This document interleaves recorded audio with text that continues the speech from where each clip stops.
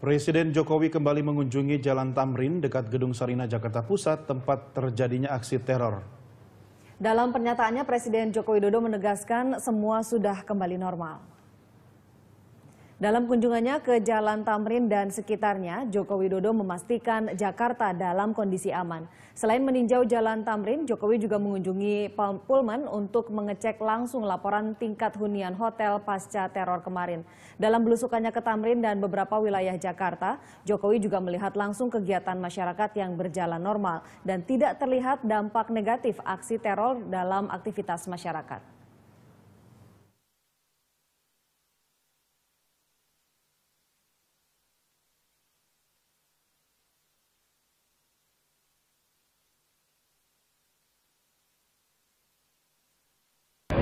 Yang paling utama, yang paling penting, alhamdulillah kemarin dalam waktu yang sangat singkat, 3 jam, 4 jam, semuanya bisa dikendalikan dengan baik. Yang paling penting itu. Kemudian hari ini saya ingin melihat langsung aktivitas ekonomi keseharian di beberapa titik. Tentu saja di Sarinah ada yang paling penting ini saya melihat semuanya kembali normal. Kembali normal. Di dalam juga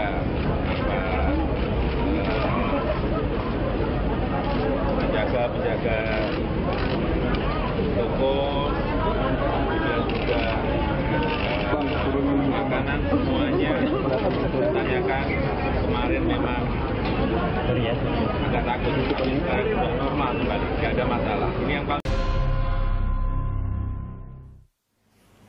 Ledakan susul menyusul disertai aksi baku tembak mengguncang kawasan Sarinah Jalan Tamrin, Jakarta Pusat hari Kamis kemarin. Kelompok ISIS mengklaim sebagai pelaku aksi teror yang menewaskan 7 orang dan 5 diantaranya adalah pelaku serangan teror. Untuk mengupas siapa pelaku teror di Jakarta ini sudah hadir di studio Berita 1 pengamat terorisme Bapak Nasir Abbas. Kami juga mengundang Anda pemirsa untuk ikut berpartisipasi melalui SMS di 0811 83 33 5551 dan layanan telepon 021 529 00310.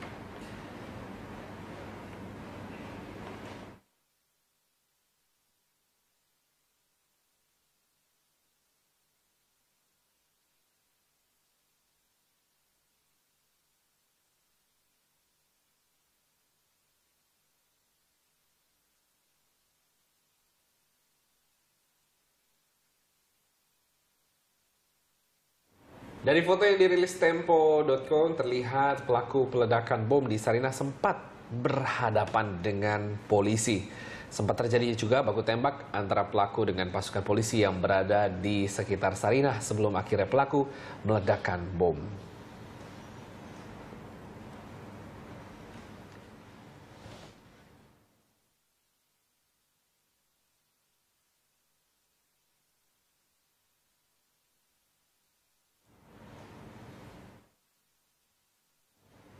Ya, dari hasil foto-foto tadi, saya mau berbincang juga dengan Pak Nasir. Pak, ada tanggapan apa terhadap foto-foto yang barusan saja kita lihat bersama? Iya, foto tadi menunjukkan bahwa dia sedang berada di kalangan kerumunan orang, lalu kemudian dia melakukan aksi. Lalu orang pada buyar begitu. Ya, dan dia seperti bingung lagi mau berapa. Ya, dan saat itu juga pihak kepolisian, saya yakin panik juga. Ya. Sama-sama panik berarti posisinya panik, ya? Iya. Okay. Polisi di situ kan polisi lantas itu. Polantas. Polantas ya. Tetapi Polantas sudah bergerak cepat dalam mengamankan warga yang lain, ya, sehingga jauh dari mereka, menyebabkan dia menjadi terisolasi, ya, dan dia pikir dia tidak tahu apa harus dibuat lagi, lalu bergabunglah sama teman yang lain. Dan kalau tidak saya itu yang sosok seorang itu yang paling jelas wajahnya, ya, dibanding 4 pelaku lagi yang lain. Ya, ini yang paling banyak diekspos ya. Yang paling banyak diekspos. Nah, ada yang bilang seperti ini bahwa kalau melihat banyaknya kerumunan orang di foto tadi, sebetulnya kalau sasarannya massa, sebetulnya bisa saja ada yang kena tembak. Tapi sepertinya dia memilih atau memang bingung atau bagaimana tuh? Ya, dia menggunakan senjata FN, yang tidak mungkin memberondong ya, kecuali dia membuat senjata AK-47 ataupun M16 begitu. dia membawa senjata FN dan juga dia membawa granat itu bersama dia, yaitu granat improvisasi. Ya. Nah, saya juga berpikir apa sebenarnya motifnya. Pertama kita lihat sasaran mereka itu yang sudah mereka lakukan yaitu di 2 tempat, pos polisi dan juga di Starbucks. Ya. Jadi ini di antara sasaran lokal yaitu polisi dan juga sasaran barat yaitu Starbucks. Ya, kalau memang dia ingin menembak membabi buta, kenapa tidak ditembak semuanya? Langsung ya. Nyatanya yang kena tembak ataupun yang menjadi korban yaitu warga asing, bukan? Warga asing menjadi korban. Jadi saya masih terus berpikir siapa sebenarnya sasaran mereka, ya. Maka kemudian dari dua aksi bom, 2 tempat lokasi bom itu, maka sasaran utamanya adalah polisi dan kemudian sasaran keduanya adalah fasilitas barat, fasilitasnya itu, ya kan. Tetapi mereka juga mau membunuh banyak orang dengan indikasi, ya, mereka membawa bom yang banyak, bom yang berukuran besar, ya ada, kemudian bom yang granat secara kecil begitu. Ya, hanya saja kenapa itu tidak digunakan semuanya? Kalau misalnya pelaku itu lebih dari 5 orang itu yang tewas. Ya, kemudian 1 orang lari menggunakan motor begitu. Bisa saja lebih dari 6 orang begitu, ya, yang berada di wilayah tersebut. Ya, kalau masing-masing mempunyai perlengkapan yang sama, ya masing-masing membawa pistol dan masing-masing membawa bom dan juga granat, pasti mereka sudah berniat untuk melakukan ya aksi yang banyak, aksi pemboman yang di jumlah lokasi yang berbeda dan menginginkan ya korban yang banyak. Lebih banyak ya. lagi. Apalagi kita tahu bahwa bom yang dipersiapkan itu ya dilengkapi atau dibaluti dengan paku-paku, ya, kemudian baut-baut. Itu sudah jelas ada niat ya untuk kalau misal ada warga yang ada di sekitar situ pasti akan ada yang menjadi korban tewas, kena sebanyak-banyaknya.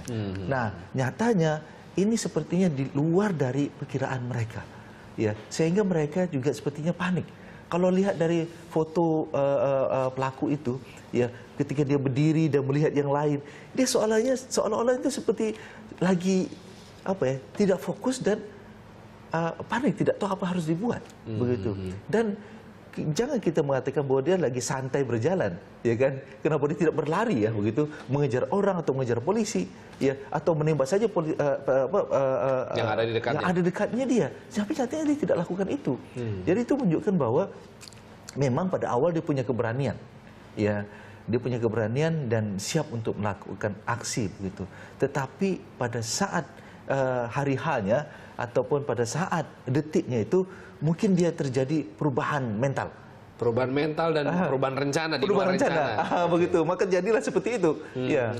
Ada juga saksi mata yang menyebutkan bahwa sebetulnya pada saat itu si pelaku yang di tengah kerumunan ini mengarahkan tembakannya ke petugas Polantas yang berusaha masuk ke posko. Tapi ternyata tembakannya tidak mengenai, justru mengenai pejalan kaki. Nah, mulai dari situ sepertinya dia kelihatan kehilangan kepercayaan diri kah, atau kaget kah, atau bagaimana? Itu dia mungkin. Mungkin memang dia mentargetkan sebetulnya ke petugas, petugas begitu. Ya, tetapi meleset kemudian mengenai kepada sipil, lalu dia merasa bersalah, ya kan? Kemudian ketika orang mendengar ada bunyi tembakan, semua pada bubar, dia bertambah panik lagi, begitu. Ya, kemudian mendapatkan perlawanan daripada pihak kepolisian, lalu dia terus bergabung sama teman yang lain. Baik. Nah, kita sekarang berbicara mengenai ISIS yang mengklaim melakukan penyerangan ini. Pendapat Anda bagaimana? Ya, memang sejak dari awal saya mendapat kabar mendapat kabar dan teman saya mengatakan, wah bang, itu ada bom di sana. Langsung segera saya buka cari info berita, ya, lalu saya lihat terjadi tembak menembak, begitu bahasanya. Maka ada bom, ada tembak menembak, ya. Di situ saja saya sudah membayangkan ini modusnya ISIS. Polanya ya. Pola ISIS. Artinya sebelum ISIS mengklaim bahwa mereka lah yang melakukan itu, ya, saya sudah dapat melihat bahwa ini adalah polanya ISIS, karena dari beberapa aksi-aksi yang mereka lakukan di luar sana, ya dari kelompok yang mengataskan nama ISIS, mereka modusnya adalah assault, penyerangan, dan suicide. Ya, assault dan suicide. Artinya dalam melakukan aksi penyerangan itu, lalu mereka juga meledakkan diri mereka sendiri, begitu, untuk menghilangkan jejak, menghilangkan identitas, ya, dan lain-lain. Dan tipe yang sama juga ya terjadi di sini. Ya, kalau mau kita bandingkan dengan aksi bom yang sebelum-sebelumnya, ya tidak seperti itu modusnya. Ya, maka kalaulah ISIS kemudian mengklaim bahwa mereka yang melakukan itu menurut saya tidak sangat wajar ya. sangat wajar dan tidak diragukan lagi. Oke. Ya, dilihat dari pelakunya juga, salah satu pelaku itu, ya kita tahu dia punya Silsilahnya ya. silsilahnya. Nah, tapi berkaca dari pengalaman, kita tahu waktu di Paris, Charlie Hebdo, Al-Qaeda, itu Ya. kan tidak sembarangan. Dia benar-benar memilih dan mengincar. Ya. Nah, beda lagi dengan ISIS yang waktu kemarin kejadian adalah dia semua sebanyak-banyaknya. Ya. Nah, kalau yang ini kelihatannya malah kayaknya ngincar duluan, mirip dengan Charlie Hebdo begitu. Ya, Polanya jadi nggak sama kalau tidak. Di sini malah bercampur. Oh, campur. Malah bercampur. Terus apa tujuannya? Lihat, kalau di Charlie Hebdo, dia tidak membawa bom, Ya. ya, dia membawa senjata. Betul. Ya, begitu. Langsung datang kemudian menembak dan pergi. Ya, sementara ini mereka bukan hanya bawa senjata. Kalau memang sasarannya polisi, ya cukup senjata saja. Buat apa membawa bom? Ya kan? Buat apa membawa granat improvisasi begitu? Sehingga menunjukkan bahwa dia punya niat yang lain selain pada mentargetkan polisi. Ya, begitu. Jadi kombinasi kurang lebih seperti itu ya. Dulu pernah kita pikir bahwa Nordin Azhari mentargetkan fasilitas Barat, Ya. Tapi kemudian setelah mereka tewas, lalu terjadi aksi-aksi dari kelompok-kelompok yang lain dan tidak mentargetkan Barat, sehingga kita mengatakan sekarang pola mereka berubah, bergeser, tidak lagi kepada Barat, tapi sekarang kepada target lokal. Ya, sekarang kita melihat kemarin itu bahwa digabungkan. Ada target lokalnya, ada target sasaran fasilitas Barat, begitu. Jadi sekaligus. Ini merupakan kombinasi pola sehingga baru lagi ketika ya. waktu pernah ada yang bertanya sama saya bilang begini, tidak, bukan pergeseran, tetapi prioritas. Barangkali mereka memprioritaskan target lokal, sehingga seolah-olah sepertinya mereka tidak lagi mentargetkan sasaran Barat, begitu. Bukan berarti sudah tidak. Ya, nyatanya mereka membangkitkan lagi bahwa dua sasaran sekaligus dalam satu operasi. Baik, kita akan lanjutkan dialog kita Ya. di segmen berikutnya. Tetap bersama kami pemirsa, Dialog Jurnal Pagi akan segera kembali. Melanjutkan dialog kita di Jurnal Pagi membahas mengenai teroris yang menyerang Jakarta, masih bersama dengan Bapak Nasir Abbas. Ya. Mengenai pelaku yang fotonya memang lebih banyak terekspos dibanding 4 pelaku lain ya. Iya. Apa informasi yang Anda miliki terkait pelaku yang satu ini? Iya.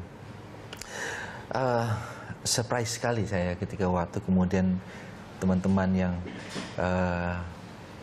kemudian memberi informasi kepada saya yang pernah kenal, pernah sekamar dalam penjara bersama sosok itu, begitu. Lalu dia mengatakan, "Bang," dia hubungi pada saya, "itu saya kenal itu," ya kan? "Oh iya kah? Kamu kan di mana?" "Satu kamar saya dalam penjara." Ini yang sudah bebas cerita sama saya, begitu.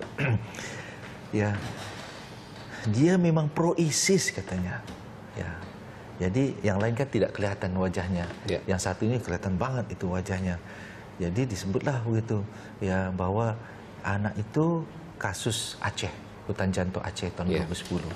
Kemudian divonis 7 tahun, baru bebas Agustus tahun 2015. Ya. Sempat di penjara ditahan di Kelapa II. Ya, Brimob Kelapa II di Cipinang, begitu. Dan anak ini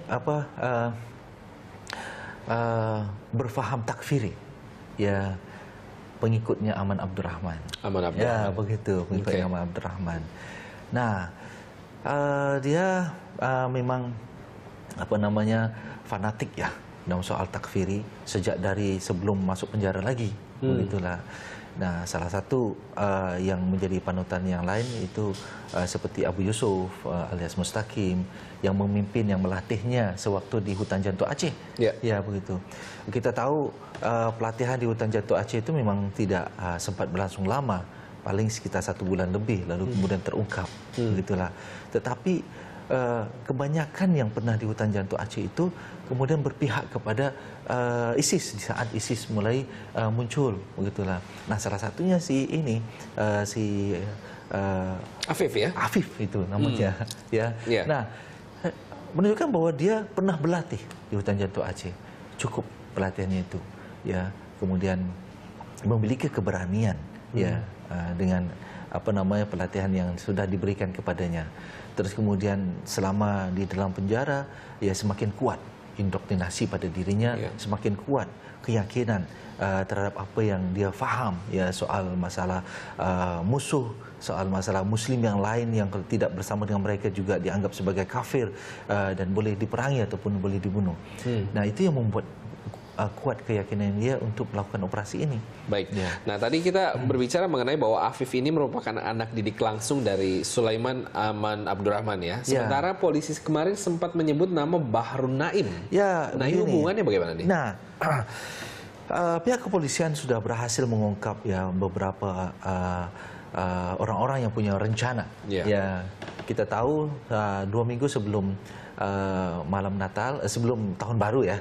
Ya, 2 minggu sebelum tahun baru, ya polisi sudah menangkap beberapa orang dari lokasi yang berbeda seperti Mojokerto, kemudian Semarang, ya Jogja sebelum itu, saat itu. Lalu kemudian beberapa waktu kemudian tertangkaplah 2 orang di Bekasi. Ya, yang satu bernama Arif Hidayatullah, satu lagi seorang warga asing namanya Ali. Dan di situ tersangkanya mengaku. Ya, pengakuan tersangkanya. Ya, setelah polisi menemukan ada bom-bom yang dipersiapkan dan barang-barang untuk merakit dan meracik di rumah tersebut, ya dia mengaku bahwa ini dia mendapatkan perintah langsung dari Bahrun Naim. Nah, lihat itu, ya, 2 orang tersebut mendapat perintah langsung dari Bahrun Naim yang berada di Syria dan didanai ya oleh Bahrun Naim dan dengan misi untuk melakukan operasi di Jakarta. Ya, lalu si warga negara asing ini, seorang warga negara Cina, ya, keturunan bangsa dari suku Uyghur, ya, begitu, dipersiapkan, didatangkan dari luar untuk ke Indonesia, dipersiapkan untuk sebagai suicide bomber. Di situ kita bisa membaca dan mengetahui bahwa ada perencanaan dari Syria. Nah, gitu bahasanya itu dari Syria. Sebab koordinatornya ada di sana. Begitu. Pendananya ada di sana. Ya, dari Syria mempunyai rencana di Indonesia. Ya, dengan mengatur, mengkoordinir orang-orang yang mendukung mereka ya melakukan aksi. Berarti ini satu sel. Arif Hidayatullah dan Ali itu satu sel. Ya, tidak menolak kemungkinan ya ada sel-sel yang lain. Yang dimana sel 1 dan sel 2 itu tidak saling mengetahui, tapi oleh yang di Syria tahu. Koordinatornya di sana. Ya, sebab ini hal yang dalam modus operandi kelompok terorisme. Seperti dahulu Norden juga melakukan hal yang sama, begitulah. Dia sebagai man behind the operation itu, dia punya sel-sel ini. Dia tahu semua sel itu, tetapi antara sel yang 1 dan sel 2 yang 3 yang lain itu tidak saling mengetahui. Bahkan orang-orang itulah orang-orang yang bersih, tidak pernah berhubungan dengan para pelaku sebelumnya, yang tidak pernah mencuat namanya di dalam daftar DPO-nya polisi, ya, atau orang-orang yang pernah terkait, sehingga dengan mudah mereka melakukan aksi, begitulah, dan tidak dideteksi oleh polisian. Dan ya seperti mana yang disebutkan oleh pihak kepolisian bahwa mereka sudah mengetahui sebenarnya, mengetahui akan ada gerakan, ya, akan ada operasi hasil daripada penyidikan ini, tetapi kan tidak tahu kapan, ya, kapan, di mana, apa sasarannya, begitu. Ini juga hal yang sama terjadi ketika waktu sebelum Marriott tahun 2003, ya, di mana polisi sudah menangkap ya orang-orang yang membantu Nurdin dalam membawa bahan peledak dari Pekanbaru, Palembang, turunnya ke Bengkulu, kemudian ke Lampung, tetapi belum tahu ya barang itu sudah diapakan, ya kan, apa sasarannya, ya, kapan melakukan. Akhirnya dalam proses dalam pengungkapan ini ya terjadilah aksi bom Marriott. Nah, sekarang ini pun hal yang sama, begitu. Terjadi aksi ini dalam proses pengungkapan, begitulah.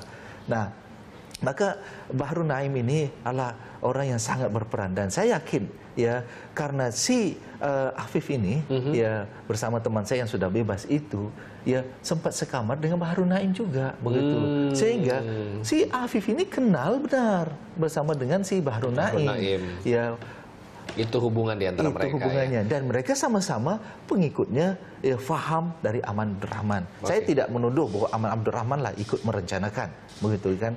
Ya, tapi dalam masalah indoktrinasi, dalam masalah memberikan keyakinan, memang Aman Abdurrahman orang yang sangat gencar dalam melakukan menyebarkan faham takfiri, ya, pengkafiran yang lain. Nah, berbicara mengenai prioritas, tadi sempat mengatakan bahwa ini kan daerah yang kemarin kejadian sebenarnya ring 1. Dan banyak sebetulnya tempat-tempat yang lebih high priority lah. Contoh misalnya dekat-dekat situ ring 1 masih ada US Embassy, ya kan? Ada juga Balai Kota, ada Istana Wapres. Kenapa nggak mereka lebih ke sana sehingga dampaknya bisa lebih besar begitu? Itu tadi saya bilang, mengapa mereka bawa banyak bom? Pasti ingin mencarikan banyak sasaran. Kalau cari US Embassy, sasarannya sedikit, hanya mungkin simbolnya saja. Kalau Pemprov DKI misalnya, sasarannya sedikit, ya tidak banyak, begitulah. Jadi mereka ingin mencari suatu tempat yang menjadi mengganggu stabilitas negara, ya, dan juga mengganggu pariwisatanya, mengganggu ekonominya. Jadi satu operasi itu bukan hanya satu dampak begitu. Mereka ingin satu dampak yang banyak, begitulah. Maka mengapa Sarinah dipilih begitu? Jadi Sarinah dipilih itu adalah karena memang itu pusat perbelanjaan, itu juga pusat wisata, begitu kan? Itu juga tempat ekonomi yang ada di sana, tempat perkantoran. Dan kalau dilihat banyak sekali orang yang berada di situ pada jam-jam segitu, ya. Itu tempat yang sibuk, ya, masyarakat berada di sana. Biarpun Sarinah itu adalah tempat pembelanjaan yang sudah lama, tetapi masih tetap juga menjadi favorit orang-orang untuk datang ke sana. Biar banyak mal-mal baru yang lain, Sarinah tetap juga menjadi tempat kunjungan bagi orang-orang yang ingin berbelanja, begitulah. Tempat money changer juga banyak di sana, begitu. Jadi mereka ingin satu kali operasi ibarat sekali mendayung, dampaknya ke banyak-banyak bidang. Banyak bidang begitu, ya. Oke. Nah, berbicara juga mengenai ISIS yang sudah mengklaim dirinya bahwa memang bertanggung jawab, mengatakan dalam pernyataan itu 4 sebetulnya pelaku yang mereka kerjakan, intinya seperti itu. Tapi polisi kemudian menyebutkan ada 5 pelaku yang kemudian tewas seperti itu. Apakah Anda melihat nih perbedaan datanya, ISIS-nya yang nggak update atau ada perubahan rencana di lapangan atau bagaimana nih? Perubahan rencana pelaku begitu. Saya melihat dalam operasi saya juga dulu pernah terlibat begitu. Saya selalu menasihatkan kepada anak buah, kita harus punya plan B, atau kita harus salah satu harus bisa bersikap inisiatif begitu. Ya, jadi tidak mesti semua yang kita rencanakan sesuai dengan apa yang kita harapkan. Ya, maka prinsip inisiatif, prinsip manuver, ya, itu harus dikuasai, begitulah. Nah, biarpun mereka ini boleh dikatakan cukup terlatih, tapi tingkat cukup terlatih ini belum sampai kepada tingkat begitu, profesional, begitulah. Cukup terlatih, menurut saya batas cukup terlatih sebagai seorang eksekutor saja, begitu. Nah, tetapi bukan sebagai seorang pemikir, pengambil keputusan di lapangan dan lain-lain, begitulah. Sehingga batas mereka sebagai eksekutor dan siap melakukan suatu operasi. Jadi saya melihat ini yang kurang dari mereka adalah inisiatifnya, sikap inisiatifnya, sikap manuvernya, ya, itu yang kurang di dalam mental mereka tersebut. Sehingga ketika sesuatu hal ada perubahan dari apa yang mereka rencanakan, mereka menjadi panik. Ya, lihat saja saat waktu mereka kemudian ingin melakukan aksi di Sarbak, orang sudah mulai sadar sebenarnya itu. Ya, ada hal yang mencurigakan. Sehingga akhirnya korbannya sedikit sekali yang ada di sana. Dan kemudian saat mereka menjadi panik, jadi baku tembak dengan pihak kepolisian, mereka yang harusnya bom itu diledakkan di kerumunan orang, ya, yang mereka harapkan ya bom yang ditempatkan di pos polisi itu sebagai bom jebakan, ya kan, sehingga menarik perhatian masyarakat, kemudian berada di sekitar parkiran yang ada di mungkin di McD ataupun di sekitar Starbucks begitu, lalu kemudian mereka bisa meledakkan bom di situ akan keramaian tersebut. Nyatanya mereka tidak mendapatkan itu semua dan terjebak begitu. Bingung. Mau menembak, jaraknya sudah jauh, ya. Kemudian mau melempar bom granat, jaraknya sudah jauh. Jadi mereka sempat juga melempar bom granat kepada polisi yang sudah mendekat mengepung mereka, ya. Tetapi daripada tertangkap dengan luka, ya, tertangkap hidup walaupun dengan luka, lebih baik meledakkan diri. Ya. Oke. Nanti akan bahas setelah di jeda berikutnya ya, di segmen berikutnya. Tetap bersama kami pemirsa, Dialog Jurnal Pagi akan segera kembali. Kita tiba di segmen akhir, Dialog Jurnal Pagi membahas mengenai teroris yang menyerang Jakarta. Masih bersama dengan Bapak Nasir Abbas, pengamat terorisme. Pak, dari 5 yang polisi bilang, 1 yang kita sudah tahu Afif. Ada informasi mengenai 4 orang lainnya? Belum tahu. Belum ada? Tahu, ya. Oke. Lalu dari Bahrum Naim sendiri, apakah ini kemudian akan menjadi sosok yang kedepannya banyak berperan atau seperti apa? Bahrum Naim ini memang masih muda orangnya, begitu. Tetapi ya muda itu kan tidak menjadi penghalang untuk menjadi seorang pemimpin. Kalau teringat dulu saya ikut dalam kelompok Jamaah Islamiyah, umur saya 18 tahun. Saya mulai mengajar umur saya 21 tahun. Gitu. Saya mulai memimpin kamp pelatihan militer umur saya 30 berapa lah begitu. Ya, masih 32, 30 umur saya begitu. Jadi si Bahrum Naim ini ya dia sebagai pimpinan ya atau koordinator orang-orang Indonesia yang di Syria. Ya, mereka sebut sebagai orang yang berhijrah, yang datang dari Indonesia ke Syria. Itu pasti menghadapnya ke Bahrum Naim. Dan Bahrum Naim yang memberikan akomodasi mereka, begitu, yang mengatur mereka. Dia yang koordinator para muhajirin, begitu. Ya, maka orang respect sama dia, begitulah. Jadi ditambah lagi kalau di sana itu ya bukan hanya orang Indonesia yang ditampungnya, ada juga yang dari Malaysia. Ya, jadi orang Malaysia juga banyak. Satu problem besar juga bagi pemerintah Malaysia karena warganya berangkat ke Syria, ya hampir sama dengan Indonesia. Ya, kemudian orang-orang Filipina, ya yang jumlahnya sedikit tetapi karena wajahnya sama, ya punya budaya yang sama, jadi sekalian sama seperti di Afghanistan. Nah, kami waktu di Afghanistan tidak mengaku sebagai orang Indonesia, kami mengaku sebagai orang Filipina saat itu. Tapi kami duduk bersama itu dalam rangka untuk menjaga kerahasiaan, jangan sampai aparat mengetahui ada orang Indonesia di Afghanistan. Gitu. Tapi kami bisa duduk bersama antara orang Malaysia, Filipina dan Indonesia. Maka sama halnya juga saya pikir di Syria itu ya semua di bawah Bahrum Naim. Oleh karena itu Bahrum Naim ya diketahui atau informasi yang didapatkan dia ingin menjadi ketua ISIS atau koordinator ISIS Nusantara di mana di daerah Asia Tenggara. Iya. Asia Tenggara ya. Ya, termasuk di Filipina. Maksudnya orang-orang yang di Filipina.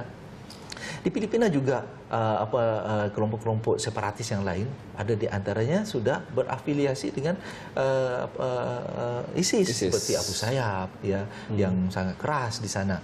Yang sampai sekarang pemerintah Filipina juga belum bisa menghadapi Abu Sayyaf tersebut. Itu sudah mendukung ISIS. Ya.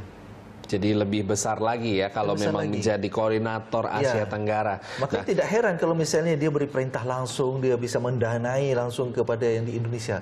Sebab ya dia juga memberi ancaman kepada Indonesia. Oke. Kalau kita melihat perbedaannya dulu waktu Islamiyah dengan yang sekarang nih, garis besarnya apa sih Pak? Perbedaan dulu dan sekarang ini ya sebenarnya sama-sama membuat kacau ya. Itu satu, sama-sama membuat kacau. Yang kedua perbedaannya bahwa kalau yang dulu itu berusaha untuk mentargetkan Barat, warga sipil Barat, itu mereka sesuai dengan pesannya Osama bin Laden saat itu ya.